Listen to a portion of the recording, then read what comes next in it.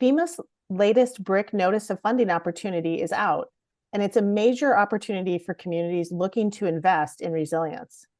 Today, I'm speaking with Fuss & O'Neill's Janan and Reilly about what the new NOFO means for communities and how to position for funding.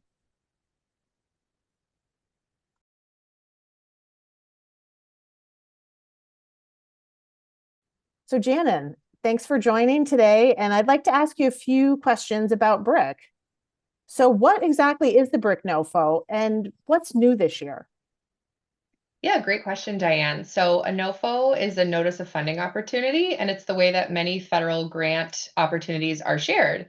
It's a fairly technical document that explains the key information about a grant program. So in this case, it explains what BRIC is, what the funding's for, who can apply, how much funding is available, how to apply, and when applications are due.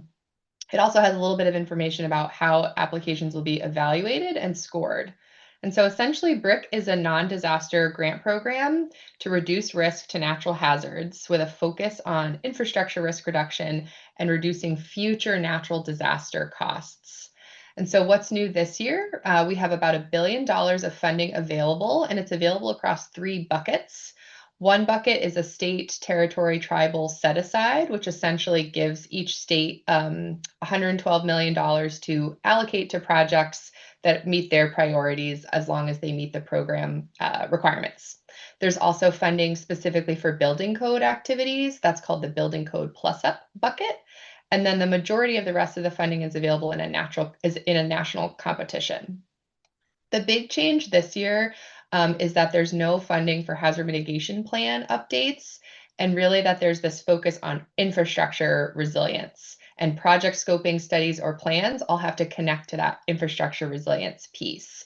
But they do leave the definition of infrastructure pretty broad. So we can think about, our built environment, buildings, schools, community buildings, government buildings, critical services, hospitals, police, fire stations, emergency services, utilities, water, wastewater, electricity, communications, internet, transportation, roads, bridges, culverts, but also natural infrastructure as long as there's that connection to protecting people and property.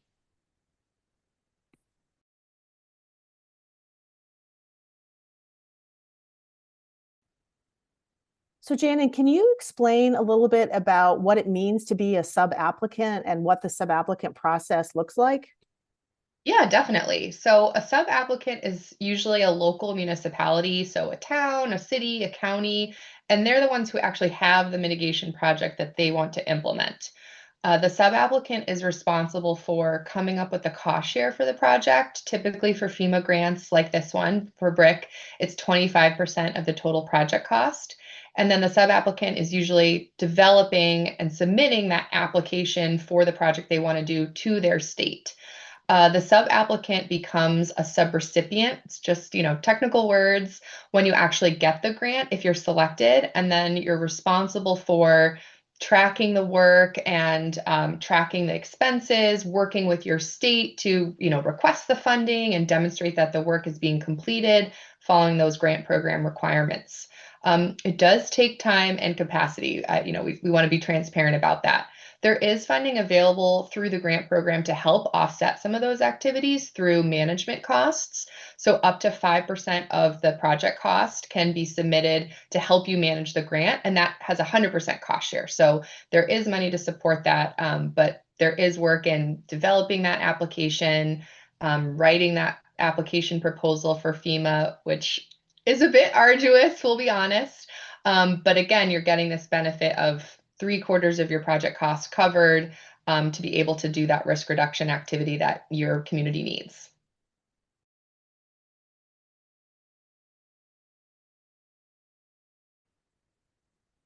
So what should applicants or communities be really paying attention to this year?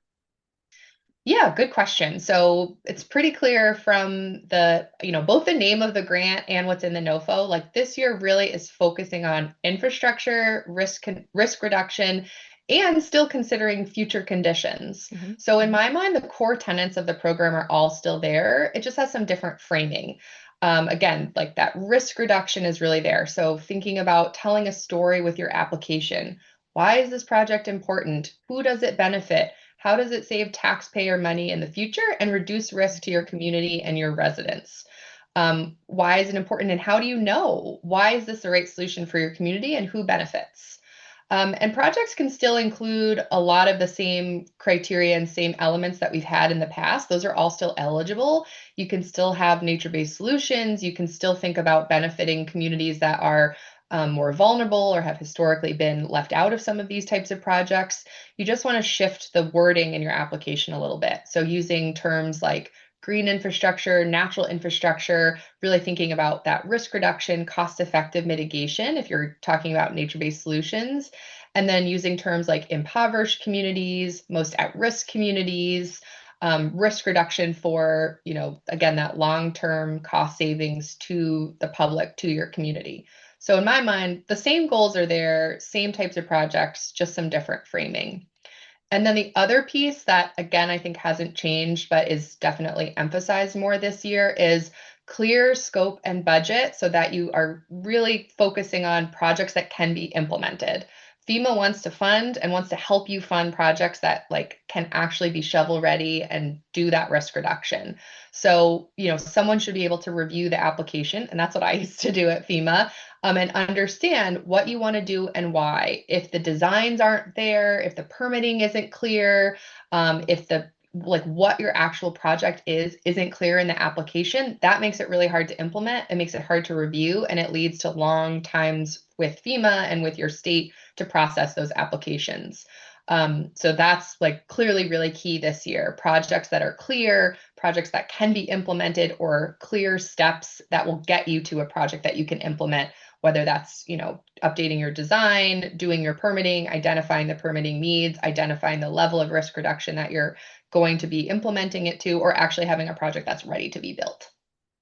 That's great insight, and a lot of detail on how to approach and also how the applications are viewed from the agency side as well. Mm-hmm.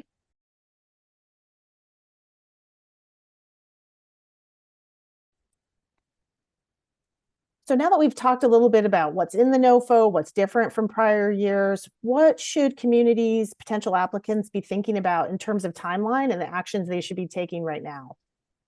Yes, so this is quick. The major deadline is the FEMA due date, which is July 23rd, 2026, this year. But that's really a deadline for states for their applications. So for sub applicants, for communities, your application deadline is going to be much sooner for your state. So you definitely want to be reaching out. Typically, it's your state emergency management agency as the partner. They're the applicant. So you should be checking their website or contacting them to see what their deadlines are. Some of them just have you submit that sub-application to FEMA's grants site, which is called FEMA Go, Grants Outcomes. Some will have steps before that submission that they're requiring, like a letter of intent or a notice of intent, something like that.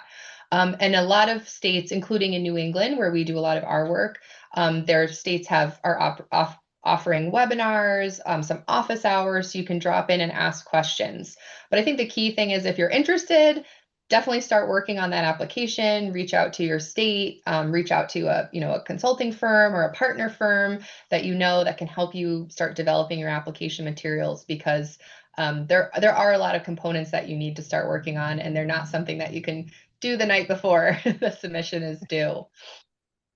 That's terrific. And Fuss and O'Neill will also be posting some links and information for the various New England states, and folks can follow along on our pages as well to get some links and access to that information.